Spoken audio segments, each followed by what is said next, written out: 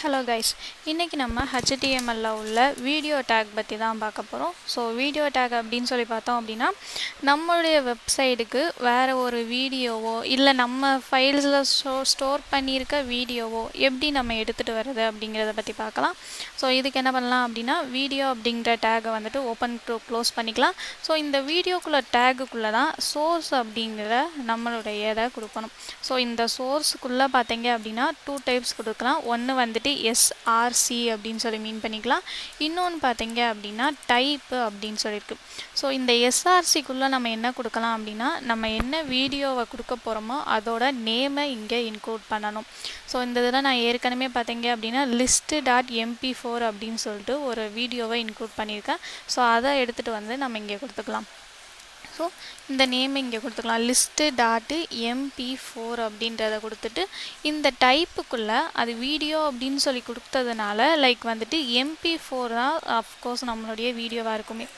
இதுவே ஆடியோ அப்படின்னு சொல்லி பார்த்தோம் அப்படின்னா MP3 அப்படின்னு சொல்லியிருக்கோம். ஸோ வீடியோனால இந்த இடத்துல நம்ம அது என்ன டைப்பு அப்படிங்கிறத மீன் பண்ணிக்கணும். ஸோ வீடியோ ஸ்லாஷ் போட்டு MP4 அப்படின்னு சொல்லிட்டு மீன் பண்ணிக்கிறேன்.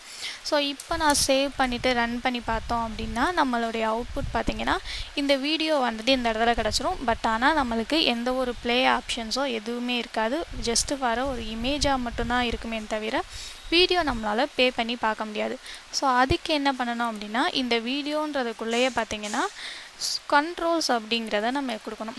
ஸோ இந்த கண்ட்ரோல்ஸ் அப்படிங்கிறத கொடுத்தா தான் நம்மளால் ஒரு வீடியோவை ப்ளே பண்ணி பார்க்க முடியும்.